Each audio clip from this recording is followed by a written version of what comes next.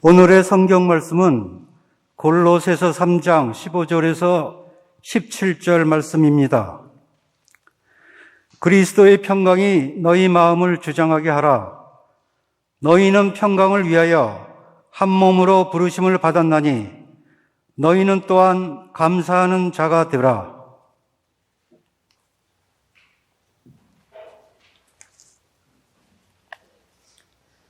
그리스도의 말씀이 너희 속에 풍성히 거하여 모든 지혜로 피차 가르치며 권면하고 시와 찬송과 신령한 노래를 부르며 감사하는 마음으로 하나님을 찬양하고 또 무엇을 하든지 말에나 일에나 다 주 예수의 이름으로 하고 그를 힘입어 하나님 아버지께 감사하라.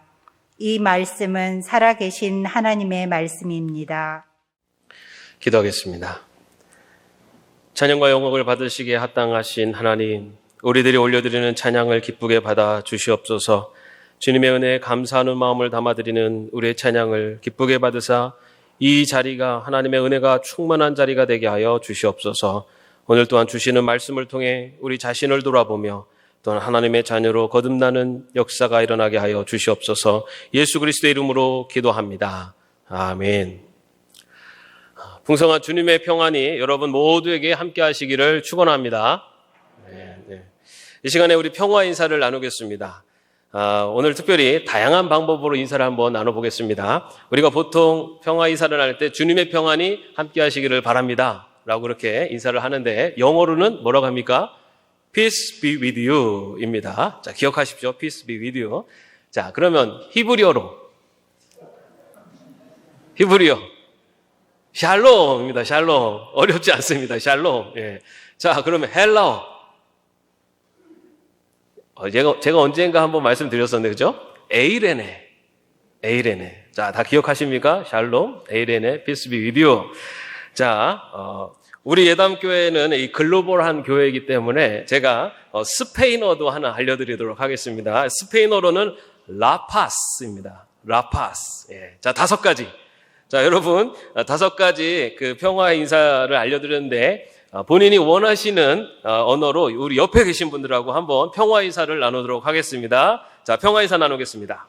옆에 계신 분들과 샬롬, 에이레네, 라파스, 피스 비디오. 예.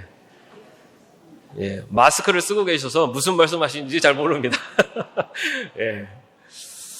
여러분, 그 예수님께서 제자들에게 주신 최후의 선물이며 최고의 선물이 뭔지 아십니까? 요한복음 14장 27절에서 예수님께서 제자들에게 평안을 너희에게 주노라. 내가 너희에게 주는 것은 세상이 주는 것과 같지 아니하리니 너희는 마음에 근심하지 말고 두려워하지도 말라. 예수님께서 제자들에게 주신 선물, 그것은 물질도 아니었고 명예도 아니었습니다. 예수님께서는 제자들에게 평안을 선물로 주셨습니다. 이 주님께서 주신 평안을 받은 제자들은요, 그들이 걸어가는 그 길이 어떤 시련과 고통 속에서도 흔들리지 않고 정말로 평안과 기쁨 속에 살아갈 수가 있었습니다. 그렇기 때문에 우리 믿음의 백성들이 이 세상을 살아가면서 우리의 삶의 어떤 형편 속에서도 흔들리지 않고 평안 가운데 살아가기 위해서는 주님께서 우리에게 주신 평안을 누리는 삶을 살아야 될 줄로 믿습니다. 여러분의 삶 속에 그 주님이 주시는 평안이 함께 하시기를 바랍니다. 별로 원하지 않으시나 보죠. 예. 자, 여러분들에게 주님의 평안이 함께 하시기를 바랍니다. 예. 그렇다면 예수님께서 우리에게 주신 평안, 그리고 이 평안을 어떻게 누리며 살아갈 수가 있을까요? 오늘 본문 15절 말씀에서 바울은 그리스도의 평강이 너희 마음을 주장하게 하라 라고 그렇게 전하고 있습니다. 여기서 이 마음을 주장하게 한다는 뜻은요, 마음을 지배하게 하라, 아니면 마음을 정하게 하라 라는 뜻을 갖고 있습니다. 예수님께서 우리들에게 주신 그 평강이 내 마음을 지배하게 하라 라는 뜻입니다. 이 말은 다시 말해서 예수님께서 우리에게 평강을 주셨지만 그 평강을 누리기 위해서는 나의 노력과 수고가 있어야 한다라는 것을 내포하고 있습니다. 아무런 노력도 없이 주님께서 주신 평강을 누릴 수는 없다라는 말이기도 합니다. 주님께서 주신 평안이 내 마음을 주장하도록 만들어야지만이 평강을 누리며 살 수 있다는 것입니다. 그렇다면 어떻게 해야지 주님의 평강이 나의 마음을 지배할 수 있을까요? 바울은 오늘 15절 말씀의 마지막 부분에서 그 방법을 이렇게 이야기합니다. 감사하는 자가 되라. 그리스도의 평강이 내 마음을 지배하도록 만들기 위해서는 감사하는 자가 되어야 한다라고 그렇게 말씀하고 있습니다. 여러분, 감사하는 자가 되라라는 말씀은요, 한번 일시적으로 감사하라라는 것과는 다른 의미입니다. 이 감사하는 자가 된다는 것은 감사가 생활화되고 감사가 습관화되어야 된다라는 것을 말합니다. 이리 찔러도 감사, 저리 찔러도 감사, 감사가 툭툭 튀어나오는 그런 삶을 살아야 된다는 것입니다. 이처럼 범사에 감사하며 사는 것이 또한 하나님의 자녀들을 향한 하나님의 뜻이다라고 또 바울은 전하기도 합니다. 그런데 여러분, 이 감사가 이렇게 우리의 신앙에, 우리의 삶 속에 매우 중요한 덕목이고 우리들이 살아내야 되는 삶의 모습이라는 것을 알매도 불구하고 감사하며 사는 것이 결코 쉽지가 않습니다. 사촌이 논을 사면 왜 배가 아플까요? 그것은 자신의 것에 만족하지 못하기 때문입니다. 왜 남의 떡이 커 보일까요? 비교하다 보면은 내 것이 초라해 보이기 때문입니다. 가까운 사람에게 질투를 느낀다면 지금 내 삶 속에 불만족을 느끼고 있다는 표시이기도 합니다. 다른 사람의 것을 부러워하고 있다면 감사를 잃고 살 가능성이 높습니다. 그래도 살아가다 보면 감사할 일이 생길 때가 있습니다. 그럴 때 일시적으로 감사하는 것은 그래도 가능합니다. 그러나 범사에 감사하는 자가 되는 것은 쉬운 일이 아닙니다. 그렇다면 우리는 어떻게 해야지 범사에 감사하는 자가 될 수 있을까요?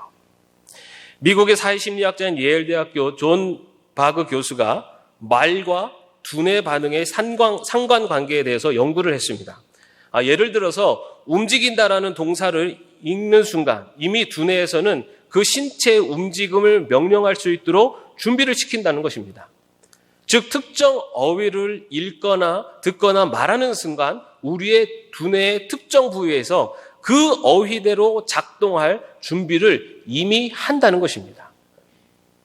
우리는 흔히 머릿속으로 생각을 한 것이 말이라고 하는 결과로 나온 거라고 그렇게 여기기도 합니다. 그러나 연구에 의하면 두뇌 메커니즘은 오히려 말이 생각을 만들고 생각이 두뇌에서 특정한 명령을 만들고 이 명령이 자율신경계 작용을 통해서 행동으로 표출되고 그 행동이 사람의 삶을 형성한다라고 하는 것입니다. 다시 말해서 내가 평소에 어떤 어휘를, 어떤 말을 자주 사용하느냐에 따라서 그 사람의 미래가 달라지고 또 삶이 달라질 수 있다는 것입니다. 여러분, 따라서 감사하는 자가 되는 방법, 그것은 간단합니다. 감사라는 말을 습관처럼 표현하며 사는 것입니다. 창세기의 세상을 만든 것은 하나님의 말씀이었습니다. 이 말은 모든 일의 시작이자 씨앗이 됩니다. 그렇기 때문에 감사하는 자가 되는 그 시작은 말로부터 표현되어야 비로소 싹이 트여집니다. 우리 속담에도 말이 씨가 된다는 말이 있습니다. 감사하다는 말 한마디가 씨앗이 되고 그리고 씨앗이 싹터 의식을 바꾸고 행동을 바꾸고 나의 의식과 행동이 바뀜으로써 주변 환경이 바뀌고 미래가 바뀌게 되는 것입니다. 미국인이 가장 존경하는 여성이며 미국 토크쇼의 여왕인 오프라 윈프리를 아실 것입니다. 이 오프라 윈프리는 지독하게 가난한 미혼모에게서 태어나 어머니의 품이 아닌 할머니 손에서 자랐습니다.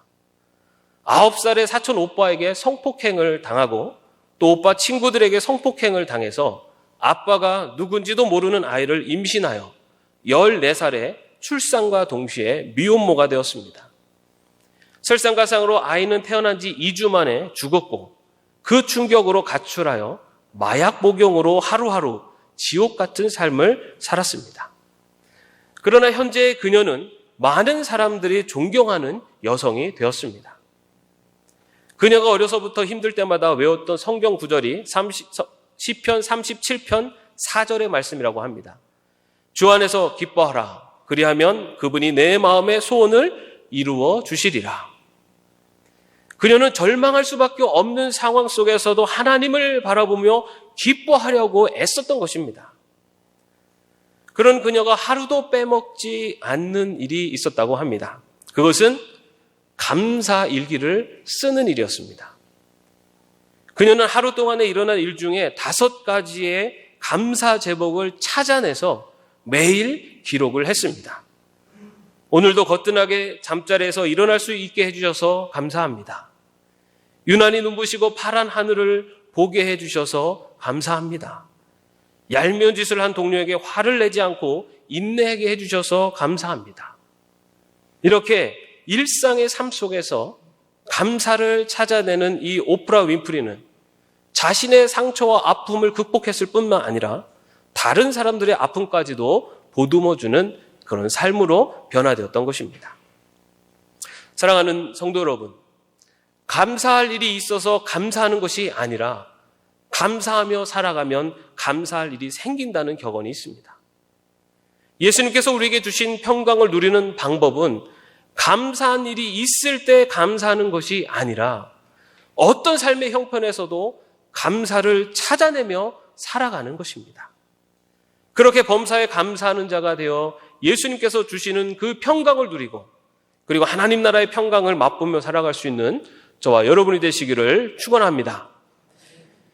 그렇다면 우리는 감사를 어디에서 찾아낼 수 있을까요? 뇌과학자들의 연구에 의하면요, 사람의 두뇌는 습관에 물드는 성향을 갖고 있다고 합니다. 그래서 한번 익숙해진 것에 대해서는 더 이상 인식하고 기억하는 작용을 멈춘다고 합니다. 예를 들어서 우리가 코로나19 이전에는 교회에 나와서 예배를 드리는 것을 당연하게 여기고 얼마나 귀한 일인지를 모르고 지냈던 것과 같습니다.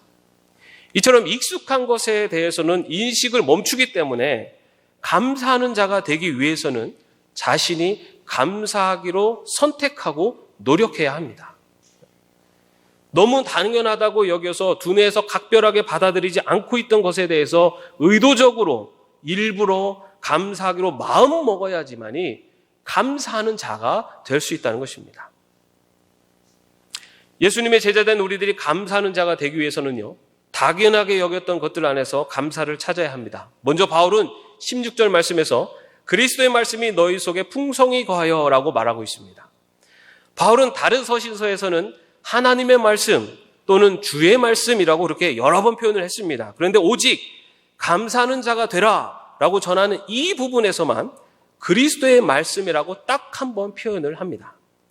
이것은 예수 그리스도 안에서 감사를 찾아야 한다는 것을 강조하고 있는 것입니다. 우리는 예수님께서 우리의 죄를 대신 지시고 십자가에 달려 죽으심으로 구원을 받았음을 믿습니다. 그런데 우리는 그 예수님의 십자가 사랑에 대해서 감사하기보다는 그 사랑을 잊고 살거나 무감각하게 살아갈 때가 많습니다. 우리의 감사가 회복되어야 할 가장 중요한 자리는 바로 나 같은 죄인을 십자가에 달려 죽으신, 나 같은 죄인을 구원하시기 위해 십자가에 달려 죽으신 예수 그리스도에 대한 사랑, 그 사랑에 대한 감사가 회복되어야 될 줄로 믿습니다. 이미 너무 익숙해져 잊고 지냈다면 계속해서 예수님의 그 사랑을 입술로 고백하며 감사하며 그 예수님의 사랑을 기억하며 살아갈 수 있기를 바랍니다. 우리의 입술로 고백되어질 때 우리의 그 입술의 고백이 우리의 마음의 고백이 되어지고 그 마음의 고백이 우리의 삶을 변화시키는 놀라운 역사가 임할 줄로 믿습니다. 자, 모두 저를 따라해 보시기 바랍니다. 나 같은 죄인을 살리신 주님의 은혜에 감사합니다. 여러분, 우리가 주님의 은혜를 기억하고 감사하며 사는 것은 바로 이러한 입술의 고백이 우리의 삶 속에 계속 되어질 때 바로 그 안에서 주님의 은혜를 감사하는, 그리고 그 주님의 은혜를 감사하는 삶이 우리를 변화시키는 놀라운 역사가 임하게 될 줄로 믿습니다. 이어서 바울은 우리의 감사가 회복되어야 하는 자리가 모든 지혜로 피차 가르치며 권면하는 성도의 교제 가운데 있음을 전하고 있습니다. 요즘 코로나19로 인해서 예배 후에 오랫동안 이 성도 간의 교제를 하지 못하고 있습니다. 코로나19 전에 친교실에서 또 갤러리 베델에서 서로 교제하며 지냈던 때가 그립기도 합니다. 그런데 여러분, 교회에서 만나면 주로 어떤 얘기를 나누십니까? 이런저런 다양한 주제를 가지고 말씀을 서로 나누실 것 같습니다. 그런데 여러분, 성도가 버려야 할 세 가지 악한 말이 있습니다. 에베소서 5장 4절에 보면요, 누추함과 어리석은 말이나 희롱의 말이 마땅치 아니하니 돌이켜 감사하는 말을 하라라고 말하고 있습니다. 저속한 언어나 어리석은 말이나 남을 희롱하거나 비판하는 말은 성도들이 피하고 감사하는 말로 채우라라는 말씀입니다. 그렇게 성도의 교제에서 감사가 회복되어야지만이 그리스도의 평강을 누리는 그런 신앙 공동체의 교회가 될 수 있기 때문입니다. 이건 역시 노력해야 합니다. 처음에는 아주 낯설고 어색할 수 있습니다. 그러나 교회를 사랑하는 마음으로 앞으로 감사하는 말을 더 많이 하려고 노력해 보시기를 바랍니다. 그래서 우리 예담교회가 감사가 회복되고 성도 간의 교제 속에서 감사가 회복되고 감사가 흘러넘치는 그런 예담교회가 되기를 축원합니다. 이어서 바울은요, 시와 찬송과 신령한 노래를 부르며 감사하는 마음으로 하나님을 찬양하라 라고 그렇게 전하고 있습니다. 바울은 시와 찬송과 신령과 노래를 부르는 예배의 자리에서 감사가 회복되어야 함을 전하고 있는 것입니다. 시편 50편에서 시인은 감사로 제사를 드리는 자가 여호와 하나님을 영화롭게 한다라고 고백을 합니다. 감사한 마음으로 드리는 예배가 하나님을 영화롭게 해드리는 예배가 된다라는 것입니다. 오늘 우리는 추수감사주일 예배로 드리고 있습니다. 예배를 시작하며 우리는 하나님께 감사하는 마음을 담아 결실들을 올려드렸습니다. 특히 교회 창립 30주년을 맞아 감사하는 마음으로 전교인이 동참하여 완성한 필사 성경을 하나님 앞에 올려드렸습니다. 뿐만 아니라 감사 편지와 또 감사 헌금을 통해 하나님께 감사하는 마음을 담아 봉헌해 드릴 것입니다. 오늘 이 예배는 바로 감사가 충만한 예배인 줄로 믿습니다. 하나님께서 감사함으로 드리는 우리의 예배를 더욱 기쁘게 받으셔서 큰 영광 받아주실 줄로 믿습니다. 마지막으로 바울은요, 17절에서 무엇을 하든지 말에나 이래나 하나님 아버지께 감사하라고 전하고 있습니다. 말에나 이래나라는 표현은요, 관용적인 표현으로서 우리들의 일상의 삶 전체를 의미합니다. 우리가 살아가는 삶은 어떤 관점으로 바라보냐에 따라서 전혀 다른 모습을 발견할 수가 있습니다. 여러분은 가을 하면 어떤 이미지가 먼저 떠오르십니까? 이영균 시인은 가을을 다음과 같이 표현했습니다. 가을, 황금 들녘 천고마비의 풍요의 계절입니다. 아닙니다. 추풍낙엽, 스산한 산천, 슬픔의 계절입니다. 그래요. 희로애락, 풍요와 빈곤, 이율배반의 계절입니다. 가을을 어떻게 바라보느냐에 따라서 천고마비의 풍요를 볼 수도 있고 추풍낙엽의 슬픔을 볼 수도 있습니다.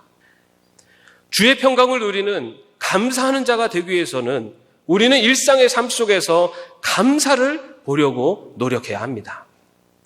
제이 데니스가 쓴 감사의 치유법에서 우리의 일상에서 발견할 수 있는 감사를 다음과 같이 소개하고 있습니다. 당신이 많은 세금을 내야 한다면 감사하십시오. 왜냐하면 당신에게 안정된 직장과 사업장이 있다는 말이기 때문입니다. 당신의 몸무게가 늘어 옷이 맞지 않는다면 감사하십시오. 왜냐하면 그동안 당신은 먹을 것이 넉넉한 인생을 살아오신 것입니다. 세탁할 옷이 집안 한 구석에 쌓여 있거든 감사하십시오. 당신에게는 적어도 갈아입을 옷에 여유가 있다는 뜻이기 때문입니다. 당신의 집에 대청소가 필요하고 문고리를 갈아야 하고 창문을 갈아야 한다면 감사하십시오. 그것은 당신의 몸을 위탁할 집이 있다는 뜻이기 때문입니다. 멀리라도 주차할 공간을 찾았다면 감사하십시오. 당신에게 차가 있다는 것이요, 잠시라도 걸어갈 운동의 기회가 주어졌기 때문입니다. 당신에게 불평할 대통령이 있다면 감사하십시오. 당신은 언론의 자유가 보장된 나라에 살고 있는 것입니다. 아침에 울리는 자명종 소리가 고통스럽게 들리거든 감사하십시오. 당신에게 일어나 일해야 할 하루가 기다리고 있기 때문입니다. 하루 해가 저물어 온몸이 나른하고 피곤하거든 감사하십시오. 당신은 건강해서 오늘 하루를 생산적으로 사신 것이기 때문입니다. 나에게 주어진 일상의 삶 속에서 감사를 선택하느냐, 불평을 선택하느냐는 자신에게 달려 있습니다. 그러나 분명한 것은 예수님께서 믿는 자들에게 주신 그 평강은 우리가 감사를 선택할 때 우리가 누리며 살 수 있다는 것입니다. 감사를 선택하고 감사를 표현하면 부정적으로 보였던 것들도 긍정적으로 그리고 귀한 것으로 바뀝니다. 부부 생활도 마찬가지입니다. 당신 없이는 못 살아 하고 결혼을 했다가 당신 때문에 못 살아로 바뀔 때도 있습니다.